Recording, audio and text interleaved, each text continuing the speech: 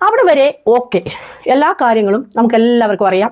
കിച്ചുവിൻ്റെ വീട്ടുകാർക്കറിയാം, രേണുവിൻ്റെ വീട്ടുകാർക്കറിയാം, പൊതുജനങ്ങൾക്കറിയാം, comment ഇടുന്നവർക്കറിയാം, സന്നദ്ധ സംഘടനകൾക്കറിയാം, സകല ആൾക്കാർക്കും പറയേണ്ട കാര്യങ്ങളിലെല്ലാം അറിയാവുന്ന കാര്യമാണ്. പിന്നീട് അങ്ങോട്ട് രേണുവിൻ്റെ മട്ടും ഭാവവും മാറി. അപ്പോൾ പറഞ്ഞു, ഇതാണ് ഞാൻ അമ്മയോട് പറഞ്ഞു, ഒരു മെസ്സേജ് ചെയ്യാനിട്ടു, അമ്മേ റിതപ്പൻ ഇത് കാണുമ്പോൾ എൻ്റെ കാര്യം, ഞാൻ മകൻ എന്നുള്ളത് എൻ്റെ കാര്യം അമ്മ നോക്കിയില്ലെങ്കിൽ പോലും അവൻ ആ പറയുന്ന കാര്യങ്ങളിൽ പോയിന്റ് നമ്മൾ മനസ്സിലാക്കണം. അവൻ എത്രത്തോളം വിഷമം അനുഭവിച്ചിട്ടായിരിക്കും മകൻ എന്നുള്ള. കിച്ചുവിനെതിരായിട്ട് കുറേ പേരിങ്ങനെ പറയുന്നതും കേട്ടത് കൊണ്ടാണ് ഇപ്പോൾ നമുക്ക് ആ കാര്യങ്ങൾ പറയേണ്ടി വരുന്നത്. അല്ലാതെ രോഗമുള്ള ഒരു രേണുവിനെ എല്ലാവരും തന്നെ പ്രാർത്ഥനയിലൂടെ മാത്രമേ നമ്മളെല്ലാവരും കടന്നു പോവുകയുള്ളൂ. അപ്പോൾ അതായത് മകൻ എന്നുള്ള ഒരു നിലയ്ക്ക് നാണക്കേട് വന്നപ്പോൾ, അതായത് രേണുവിൻ്റെ ആ പോക്ക് ശരിയല്ല, അതായത് തരം താണ വീഡിയോസിൽ കൂടെ. കാരണം ഈ രേണുവിന് അനുകൂലമായിട്ട് പറയുന്ന കുറേ യൂട്യൂബേഴ്സ്, അതായത് യൂട്യൂബേഴ്സും കമൻറ്റും ഒക്കെ ഒരുപാട് കിച്ചുവിനെതിരായിട്ട് വരുന്നുണ്ട്. അതിൽ മനസ്സിലാക്കാത്ത കാര്യം, രേണുവിനെ സപ്പോർട്ട് ചെയ്യുന്നു എന്ന് വെച്ച് കിച്ചുവിനെ കുറ്റം പറയണമെന്നുണ്ടോ? സത്യത്തിൽ കിച്ചുവിനെ എന്താണ് കുറ്റം പറയേണ്ടത്? എന്താണ് കിച്ചുവിന് ഉള്ള കുറ്റങ്ങൾ? അതാണ് എനിക്ക് ചോദിക്കുവാനുള്ളത്.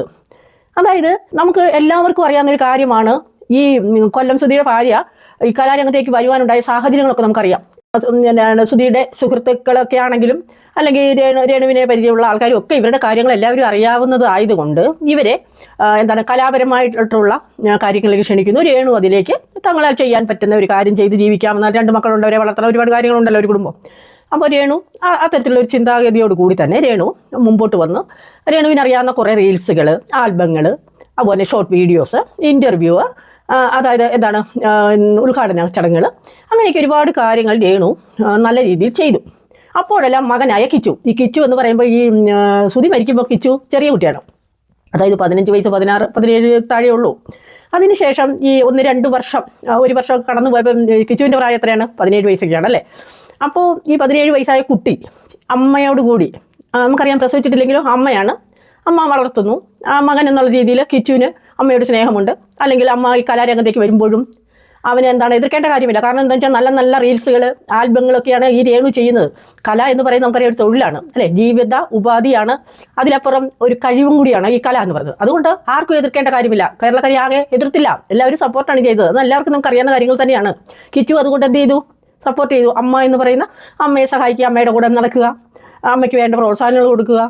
അങ്ങനെ അമ്മയുടെ കൂടെ തന്നെ താമസിച്ചു കൊണ്ടുവരുന്ന ഈ കിച്ചു അവരുടേതായ കുറേ കുടുംബ പ്രശ്നങ്ങളെ തുടർന്ന്, അതായത് നമുക്കൊന്നും അവരൊക്കെ പറയുന്ന കാര്യങ്ങൾ മാത്രമേ നമുക്ക് അറിയത്തുള്ളൂ, അതുകൊണ്ട് കൂടുതൽ അതിലേക്ക് നമ്മൾ വരുന്നില്ല. എന്തായാലും കുടുംബ പ്രശ്നങ്ങളെക്കുറിച്ച് തുടർന്ന് അഭിപ്രായ വ്യത്യാസങ്ങൾ ഉണ്ടായിരിക്കാമല്ലോ, സ്വാഭാവികമായിട്ട് നമുക്ക് ചിന്തിക്കാം. എങ്ങനെയാണെങ്കിലും ഈ കിച്ചുവിൻ്റെ വീട്ടിലേക്ക് താമസം മാറുന്നു.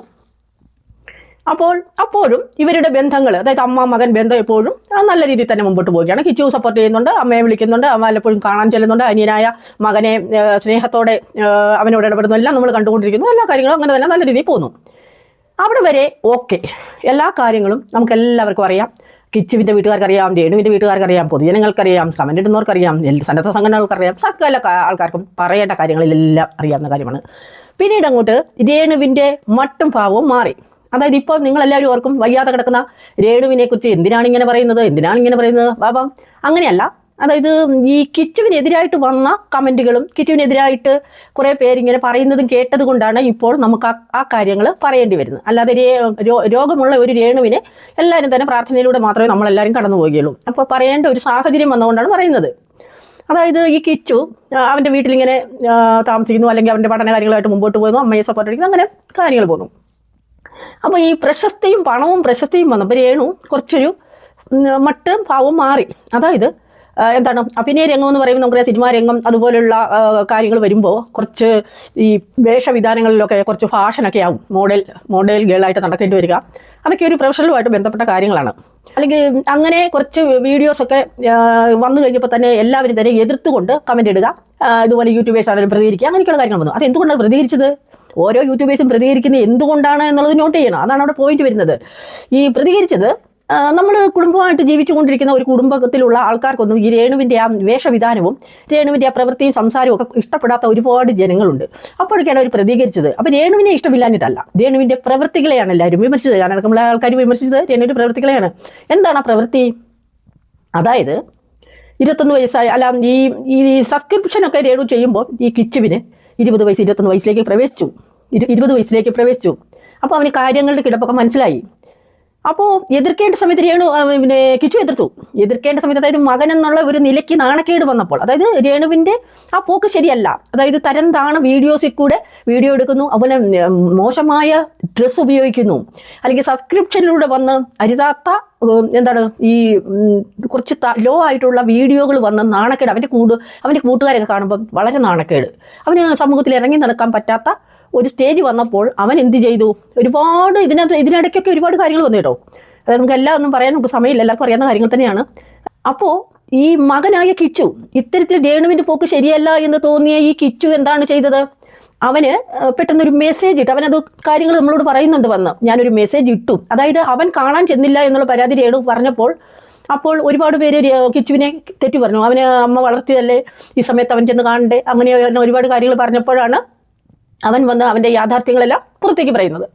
അപ്പോൾ പറഞ്ഞു, ഇതാണ് ഞാൻ അമ്മയോട് പറഞ്ഞു, ഒരു മെസ്സേജ് ഞാനിട്ടു, അമ്മേ റിതപ്പൻ ഇത് കാണുമ്പോൾ എൻ്റെ കാര്യം, ഞാൻ മകൻ എന്നുള്ളത് എൻ്റെ കാര്യം അമ്മ നോക്കിയില്ലെങ്കിൽ പോലും അവനാ പറയുന്ന കാര്യങ്ങളിൽ പോയിന്റ് നമ്മൾ മനസ്സിലാക്കണം. അവൻ എത്രത്തോളം വിഷമം അനുഭവിച്ചിട്ടായിരിക്കും മകൻ എന്നുള്ള നിലയ്ക്ക് അത് സംസാരിക്കേണ്ടി വരുന്ന ഒരു കാര്യം നമ്മൾ ചിന്തിക്കേണ്ട വിഷയം തന്നെയാണ്. അതായത് എൻ്റെ കാര്യം ഓർത്തില്ലെങ്കിലും റിതപ്പനെയെങ്കിലും അമ്മയെ ഓർത്ത് ഇത് നിർത്തണം. ഇത് ആ റിതപ്പൻ്റെ ഒരു അവസ്ഥ അമ്മ ചിന്തിച്ച് നോക്കിക്കേ. ഇത്തരത്തിലുള്ള ഒരു വീഡിയോകൾ അവൻ കാണുമ്പോൾ അവൻ്റെ അവസ്ഥ, ഇപ്പോൾ കിച്ചു പറയുന്നത് ഇങ്ങനെയാണ്, കൊച്ചു കുട്ടികൾ പോലും സോഷ്യൽ മീഡിയ ഉപയോഗിച്ചുകൊണ്ടിരിക്കുന്നു. അപ്പോൾ റിതപ്പന് മനസ്സിലാകുന്ന ഒരു സമയം വരുമ്പോൾ അവൻ്റെ അവസ്ഥയെ നമ്മ ചിന്തിച്ച് നോക്കിക്കേ എന്നൊക്കെ പറഞ്ഞുകൊണ്ടുള്ള ഒരു മെസ്സേജ് അവൻ ഇട്ടു. അത് നമ്മളവരും പ്രേക്ഷകരോട് കാണിക്കുന്നുണ്ട് കിച്ചു. അപ്പം അതിട്ടപ്പോഴെങ്കിലും അതിന് മുമ്പേ ഇതൊന്നും ചെയ്യരുതായിരുന്നു, അത് വേറൊരു കാര്യം. അപ്പോൾ അത് സ്വന്തം മകനാണ്, പ്രസവിച്ചിട്ടില്ലെങ്കിൽ നമുക്കറിയാം മകൻ തന്നെയാണ് അല്ലേ കിച്ചു. അപ്പോൾ അത്തരത്തിൽ മകനെ സ്നേഹിക്കുന്ന ഒരു അമ്മ മകൻ ഇങ്ങനെ പറഞ്ഞപ്പോൾ എന്താണ് വേണ്ടത്? അതുപോലെയുള്ള കാര്യങ്ങൾ ഒഴിവാക്കുക അല്ലേ, നാണക്കേട് വരുത്തുന്ന രീതിയിലുള്ള കാര്യങ്ങൾ ഒഴിവാക്കുക. എന്നിട്ട് സാധാരണ റീൽസൊക്കെ എടുത്തപ്പോൾ ജനങ്ങളെല്ലാം സപ്പോർട്ട് ചെയ്തില്ലേ, നമ്മളെല്ലാവരും സപ്പോർട്ട് ചെയ്തില്ലേ, മകനായി കിച്ചു സപ്പോർട്ട് ചെയ്തില്ലേ, എല്ലാവരും സപ്പോർട്ട് ചെയ്ത് വളരെയധികം അവർക്ക് അത്യാവശ്യം പൈസയൊക്കെ കിട്ടുന്നുണ്ടായിരുന്നു. അത് മതിയായിരുന്നു, കൂടുതൽ ഇതിലേക്ക് വരണ്ടായിരുന്നു. അതുകൊണ്ടാണ് പ്രശ്നങ്ങൾ ഉണ്ടായത്. അപ്പോൾ കിച്ചു അത് സ്നേഹപൂർവ്വം അമ്മയ്ക്കൊരു മെസ്സേജ് ഇട്ട്, അത് വേറെ ആരും കാണുന്ന രീതിയിലല്ല, പേഴ്സണൽ മെസ്സേജാണ് നമ്മളോട് പറയുന്നുണ്ട്, കാണിക്കുന്നുണ്ട്, നമ്മൾ തെളിവ് ചെയ്ത് കാണിക്കുന്നുണ്ട്. കിച്ചു ഒരു പേഴ്സണൽ മെസ്സേജ്, അമ്മ എങ്ങനെ റിതപ്പൻ എങ്ങനെ സഹിക്കും, അല്ലെങ്കിൽ റിതപ്പൻ നാണക്കേടാവില്ലേ, എന്നെ അമ്മയെ ഓർത്തില്ലെങ്കിലും എന്ന് പറയുന്നുണ്ട്. എന്നെ അമ്മയെ ഓർത്തില്ലെങ്കിലും ഈ റിതപ്പനെ ഓർക്കണം എന്നുള്ള രീതിയിൽ ഒരു മെസ്സേജ് നമുക്കറിയാം, അത് നമ്മൾ കണ്ടതാണ്, അത് നമുക്കൊക്കെ വായിക്കാൻ പറ്റുന്ന രീതിയിലാണ് കിച്ചു അത് നമ്മളെ കാട്ടിത്തന്നത്. അപ്പം അത് പറഞ്ഞപ്പോൾ ഈ രേണു പറയുന്നു അങ്ങനെ എനിക്കത് രേണു പറയുന്ന കാര്യങ്ങൾ ഇതാണ്, എനിക്കത് തെറ്റായിട്ടൊന്നും തോന്നുന്നില്ല, എനിക്ക് 2.5 ലക്ഷം രൂപ വരുമാനം കിട്ടുന്നുണ്ട്, ഞാനത് നിർത്തുന്നില്ല എന്ന് കിച്ചുവിനോട് പറയുന്നു. അപ്പോൾ സ്വാഭാവികമായിട്ട് കിച്ചു എന്ത് മനസ്സിലാക്കണം, അല്ലെങ്കിൽ കിച്ചുവിന് എന്ത് വിഷമം തട്ടിയത്? അപ്പോൾ കിച്ചു ഇങ്ങനെയാണ് പറയുന്നത്, അതിൽ പിന്നെ ഞാൻ അമ്മയോട് സംസാരിക്കാനോ അമ്മയോടൊരു ഫോൺ വിളിയോ ഒന്നുമില്ല. അങ്ങനെ ഒരു സാഹചര്യം വന്നപ്പോഴാണ് ഈ കിച്ചു മാനസികമായിട്ട് രേണുവിനോട് അകലുന്നതും അവൻ വിളിക്കാതെയായതും കാണാൻ വരാതെയായതും. അത്തരത്തിലുള്ളൊരു സാഹചര്യമാണ്. അത് മകൻ എന്ന നിലയ്ക്ക് അവനത് പറഞ്ഞേ കഴിയൂ, അവനത് പറയണ്ടേ, അവരൊരു മകനാണ് അല്ലേ, അമ്മ മകൻ ബന്ധം. ആ അമ്മയുടെ കാര്യം അമ്മ അത് വേണ്ട എന്ന് പറയാനുള്ള അവകാശമുണ്ട് കിച്ചുവിന്. അതുകൊണ്ട് അമ്മയോട് സ്നേഹപൂർവ്വമാണ് അവർ അത് പറഞ്ഞത്. അപ്പോൾ രേണുവിന് അത് ഒഴിവാക്കി വേറെ മറ്റുള്ള എത്രയോ കാര്യങ്ങൾ രേണുവിന് കലാരംഗത്ത് തന്നെ ശോഭിക്കാൻ സാധിക്കുന്ന കാര്യങ്ങൾ ഉണ്ടായിരുന്നു. അങ്ങനെ മതിയായിരുന്നു. അപ്പോൾ കുടുംബത്തിൽ പ്രശ്നങ്ങൾ ഉണ്ടായില്ല. അപ്പോൾ അതാണ് കിച്ചു അങ്ങനെ പറയാൻ കാരണം. അപ്പോൾ ഈ സോഷ്യൽ മീഡിയക്കാർ കിച്ചുവിനോട് ചോദിക്കുന്നു, അമ്മയുടെ ഈയിടെയായിട്ട് കുറച്ച് വിവാദമൊക്കെ ആകുന്നുണ്ടല്ലോ, അമ്മയുടെ സബ്സ്ക്രിപ്ഷൻ അതേക്കുറിച്ചൊക്കെ എന്താണ് പറയാനുള്ളതെന്ന് കിച്ചുവിനോട് ചോദിക്കുന്നു. അപ്പോൾ കിച്ചു ഇങ്ങനെ പറയുന്നു, കിച്ചു ഇങ്ങനെ സൂപ്പർ എന്നുള്ള രീതിയിൽ, അവനെ ഇഷ്ടപ്പെടാത്ത രീതിയിൽ, അല്ലെങ്കിൽ അതിനെക്കുറിച്ചൊന്നും പറയാൻ താല്പര്യമില്ല എന്നുള്ള രീതിയിൽ അവൻ ഒഴിഞ്ഞു പോവുകയാണ്. ഒരൊറ്റ വാക്ക് പറഞ്ഞുകൊണ്ട് ഒഴിഞ്ഞു പോകുന്ന കാര്യങ്ങൾ നമ്മൾ കണ്ടതാണ്. അപ്പോൾ ഈ ചോദിച്ച മീഡിയക്കാർ തന്നെ പിന്നെ രേണുവിനോട് ഇത് ചോദിക്കുമല്ലോ, മകന് ഈയിടെ അപ്പം ഇതിനിടയിൽ കിച്ചുവിന് നല്ലൊരു ഉദ്ഘാടനം കിട്ടി, അത് നമ്മളൊക്കെ കണ്ടതാണ്. വളരെ നല്ല കാര്യമായിട്ട് നമുക്ക് തോന്നി, സപ്പോർട്ട് എല്ലാവരും തന്നെ അടിച്ചിട്ടുണ്ട്. അപ്പം ഈ കിച്ചുവിൻ്റെ ഉദ്ഘാടനത്തെക്കുറിച്ച് ഈ മീഡിയക്കാർ തന്നെ ഈ രേണുവിനോട് പറയുന്നു, കിച്ചുവിന് ഈയിടെ ഉദ്ഘാടനം കിട്ടിയല്ലോ, അതേക്കുറിച്ച് എന്താണ് പറയാനുള്ളതെന്ന് രേണുവിനോട് ചോദിക്കുമ്പോൾ അതേ നാണയത്തിൽ രേണു തിരിച്ചടിക്കുന്നു. അതെന്തിനാണ് അങ്ങനെ തിരിച്ചടിച്ചത്? രേണു പറഞ്ഞ എന്താണ്? രേണു അതുപോലെ തന്നെ തിരിച്ചടിക്കുകയാണ്. അത് നമുക്കറിയാം, വെച്ചടിച്ച് ചോദിക്കുന്ന കിച്ചുവിനോട് തിരിച്ചടിക്കുന്നതാണ് നമുക്ക് എല്ലാവർക്കും മനസ്സിലാവും. നമ്മളെല്ലാം അരിയാഹാരം കഴിച്ചിരിക്കുന്നവരല്ലേ, നമുക്ക് മനസ്സിലാവും. രേണു ഇതുപോലെ തന്നെ സൂപ്പർ, എന്നോടൊന്നും ചോദിക്കരുത്, എനിക്കൊന്നും പറയാനില്ല, എന്നോടൊന്നും ചോദിക്കരുത് എന്നും പറഞ്ഞുള്ള രീതിയിൽ പറയുന്നു. അപ്പോൾ ഈ അമ്മ മകൻ എന്നുള്ള ബന്ധം അവിടെ എത്രത്തോളമാണെന്ന് നമുക്ക് മനസ്സിലാക്കാം. മകൻ എന്താണ് പറഞ്ഞത്? അവൻ ന്യായമായിട്ടുള്ള കാര്യമാണ്. അമ്മ അത് നമുക്ക് വേണ്ട, അത് നാണക്കേടാണ്. അത്തരത്തിൽ തരം വീഡിയോ അമ്മ അഭിനയിക്കാതെ റിതപ്പൻ വളർന്നു വരുമ്പോൾ എത്രയൊരു നാണക്കേടായിരിക്കും അവൻ അമ്മയ്ക്ക് നിർത്തിക്കൂടെ എന്ന് ചോദിക്കുമ്പോൾ ഒരമ്മ അതേ നാണയത്തെ തിരിച്ചടിക്കുകയാണ്. എനിക്കൊന്നും പറയാനില്ല എന്ന് പറയാം, അവൻ്റെ ഇനാഗ്രേഷന് വേണ്ടി. അതായത് അവനൊരു ഉദ്ഘാടനം കിട്ടുന്നത് സത്യം പറഞ്ഞാൽ നല്ല കാര്യമല്ലേ, അവനൊരു ഇനാഗ്രേഷൻ കിട്ടുന്ന ആ കുട്ടി എന്താണ് തെറ്റ് ചെയ്തത്? രേണു തെറ്റ് ചെയ്തു. എന്ത് തെറ്റ്? ഈ സബ്സ്ക്രിപ്ഷനും വീഡിയോകളും പറയരുതാത്ത ഡബിൾ മീനിങ്ങുള്ള സംസാരവും രേണുവിൽ നിന്ന് പല ദിവസത്തിലും നമ്മൾ കേട്ടിട്ടുള്ളതാണ്. അതുകൊണ്ടാണ് ആ ഒരു കാര്യമാണ് ഈ കിച്ചു വരാതിരുന്നതും അടുപ്പം കാണിക്കാതിരുന്നതും വിളിക്കാതെ ഇരുന്നതും ഒക്കെ. അപ്പോൾ അതേ നാണയത്തിൽ തിരിച്ചടിക്കാനും മാത്രമുള്ള കാര്യങ്ങളൊന്നും അവിടെ സംഭവിച്ചില്ല. ഒരു ഉദ്ഘാടന ചടങ്ങാണ്. ആ കുട്ടി 19-20 വയസ്സ് മാത്രമുള്ളൊരു കുട്ടി, അവൻ ജീവിക്കാൻ വേണ്ടി അല്ലെങ്കിൽ ഒരു 10 പൈസ ഉണ്ടാക്കാൻ വേണ്ടിയിട്ട് അവനങ്ങനെ ചെയ്തതാണ്. അപ്പോൾ അതേ നാണയത്തിൽ തിരിച്ചടിച്ച രേണുവിൻ്റെ മനസ്സ് നമുക്ക് എല്ലാവർക്കും ഊഹിക്കാൻ പറ്റും. അതെന്താണ്, രേണുവിൻ്റെ അറിവ് കുറവായിരിക്കാം ചിലപ്പോൾ. അങ്ങനെയൊന്നും പറയുന്നത് ശരിയല്ല എന്നൊന്നും തോന്നാനുള്ള ഒരു ഇതൊന്നും രേണുവിനില്ല എന്നാണ് നമുക്ക് മനസ്സിലാക്കാൻ സാധിക്കുന്നത്. അപ്പോൾ ഈ കിച്ചുവിനെതിരായിട്ട്, അതായത് കുറച്ച് അവന് 16, അപ്പോൾ ഈ രേണുവിന് ഇപ്പം അനുകൂലമായിട്ട് വന്നില്ല എന്നൊക്കെ പറഞ്ഞ് പരാതി പറഞ്ഞപ്പോൾ രേണുവിന് അനുകൂലമായിട്ട് കുറച്ച് പേരുണ്ടല്ലോ. അപ്പോൾ അവർ മനസ്സിലാക്കിയതും ഇങ്ങനെ തന്നെ. മനസ്സിലാക്കിയതാണോ എന്തോ റീച്ചിനാണോ എന്താണെന്നറിയില്ല. എന്തായാലും ഈ കിച്ചുവിനെതിരായിട്ട് പറയണം. അതായത് ഇത്രയും കാര്യമേ കിച്ചുവിൻ്റെ ഭാഗത്തു നിന്നുണ്ടായുള്ളൂ. എന്താ അമ്മ അത് നമുക്ക് വേണ്ട എന്ന് പറഞ്ഞതാണ് കിച്ചുവിൻ്റെ ഭാഗത്തു നിന്നുണ്ടാകുന്ന തെറ്റല്ലെന്ന് നമുക്കറിയാം. അപ്പോൾ തെറ്റ് കണ്ടുപിടിക്കുന്നവരുടെ മനസ്സിലെന്താണ്, ഇത് വെച്ചുകൊണ്ടാണ് പറയുന്നത്, കിച്ചു നീ അങ്ങനെ പറഞ്ഞില്ലേ എന്നോട്, നീ അങ്ങനെ പറഞ്ഞില്ലേ, അതായത് നിൻ്റെ കള്ളത്തരങ്ങളൊക്കെ ഞാൻ പൊളിക്കും, അല്ലെങ്കിൽ നിൻ്റെ രഹസ്യങ്ങളൊക്കെ എൻ്റെ കയ്യിലുണ്ട്, അല്ലെങ്കിൽ ഞാനതെല്ലാം വെളിപ്പെടുത്തും, അപ്പോൾ നിൻ്റെ ഭാവിയെ അത് ബാധിക്കും എന്നൊക്കെയുള്ള അർത്ഥത്തിൽ ഭീഷണിപ്പെടുത്തിക്കൊണ്ട് ഈ അമ്മയായി രേണുവും അതുപോലെ അമ്മയെ സപ്പോർട്ട് ചെയ്യുന്ന അവരുടെ കുറച്ച് കൂട്ടാളികളും ഒക്കെ രംഗത്തിറങ്ങി ഈ കിച്ചുവിനെ ദ്രോഹിക്കുകയാണ്. എന്തിനാണ് കിച്ചുവിനെ സത്യത്തിൽ ദ്രോഹിക്കുന്നത്? അതായത് നമ്മുടെ ഒരു അൽത്തു വ്ലോഗ് എന്ന് പറയുന്ന ഒരു പയ്യൻ, ആ പയ്യൻ്റെ ഒരു വീഡിയോയിലെല്ലാം യഥാർത്ഥ കാര്യങ്ങൾ പറയുന്നുണ്ട്. അതൊക്കെ യാഥാർത്ഥ്യമാണ്, നമുക്ക് കേൾക്കുമ്പോൾ മനസ്സിലാവും. അപ്പോൾ നമുക്ക് ഈ റീച്ച് കൂട്ടുന്നതിനപ്പുറം അല്ലെങ്കിൽ പണം സമ്പാദിക്കുന്നതിനപ്പുറം നമുക്കൊരു മനസാക്ഷിയുണ്ട് അല്ലേ. ഒരു മനസാക്ഷിയും കുറച്ച് ന്യായവും ഒക്കെ നമുക്ക് ചിന്തിക്കാൻ പറ്റുന്ന ആൾക്കാർ തന്നെയാണ്. ഒരു കോമൺ സെൻസ് വെച്ച് ചിന്തിക്കുമ്പോൾ നമുക്ക് കുറച്ച് കാര്യങ്ങൾ മനസ്സിലാകും. ആ മനസ്സിലാകുന്ന കാര്യങ്ങൾ കൂടി വേണം മുമ്പോട്ട് പോകുവാനായിട്ട് നമ്മൾ. അതായത് ഈ കിച്ചുവിനെ, അതായത് പറയുന്നത് കിച്ചു 16 വയസ്സിലോ അല്ലെ 17 വയസ്സിലോ എപ്പോഴോ കൂട്ടുകാർ കൂടി അവനെ കഞ്ചാവടിച്ചെന്നോ, അല്ലെങ്കിൽ അവനെ വീട്ടിൽ കിടന്ന് സുധിയായിട്ട് അഭിപ്രായ വ്യത്യാസം ഉണ്ടായെന്നോ, അപ്പോൾ അവനെ പോലീസ് വിളിച്ചെന്നോ ഒക്കെയാണ് പറയുന്നത്. അത് നമുക്കറിയാം. ഒരു കുടുംബത്തിൽ കിടന്ന് കിച്ചു ചിലപ്പോൾ കൂട്ടുകൂടി നടന്നപ്പോൾ ചിലപ്പം ഈ സുധി, ജീവന് തുല്യം മകനെ സ്നേഹിക്കുന്ന സുധി ചിലപ്പോൾ വഴക്ക് പറഞ്ഞ് കാണുമായിരിക്കും. നമുക്കറിയില്ല, കാര്യങ്ങൾ എന്താണെന്നും അറിയില്ലെങ്കിലും നമുക്കൊക്കെ ഒരുമാതിരി ചിന്തിക്കാൻ കഴിവുണ്ടല്ലേ. ഒരു മകനും മകളും ഒക്കെ ഉള്ളവരാണ് നമ്മളെല്ലാവരും.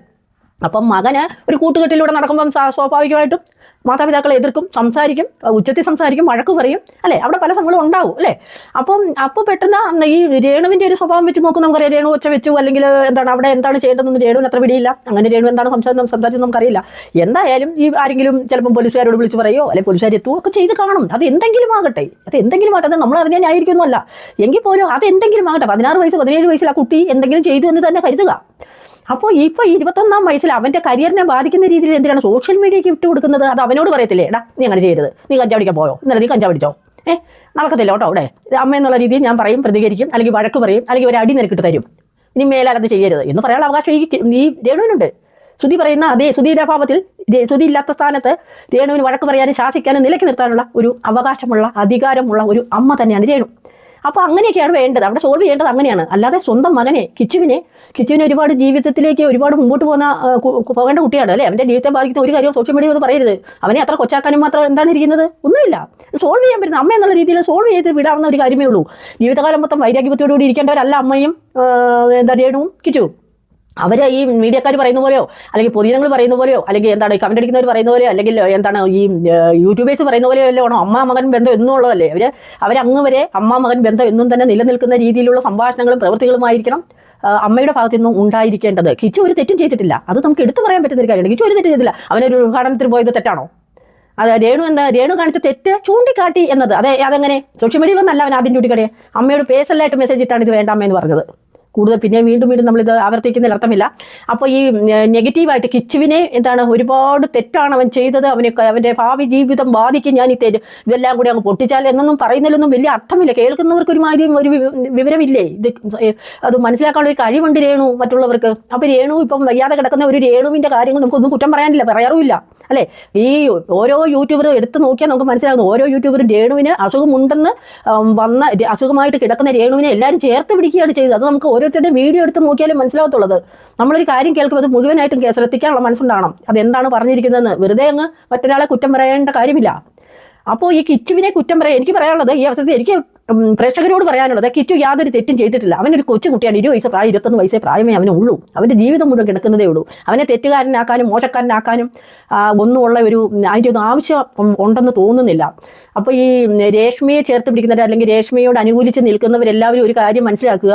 ഇവിടെ ഈ യൂട്യൂബേഴ്സ്, അതായത് രേണുവിൻ്റെ കാര്യങ്ങൾ വിമർശിച്ചതെല്ലാം രേണുവിൻ്റെ സബ്സ്ക്രിപ്ഷൻ വഴി രേണു തരംതാണ വീഡിയോ എടുക്കുക, ഡബിൾ മീനിങ് പറയുക, ബാർ ഡാൻസ് കളിക്കുക, നടു റോഡിൽ നിന്ന് മൂന്നാല് ആണുങ്ങളുടെ കൂടെ ഇങ്ങനെ ഇട്ടുപിടിച്ച് അമ്മാനമാടുന്ന കാര്യങ്ങൾ നമ്മൾ കണ്ടു.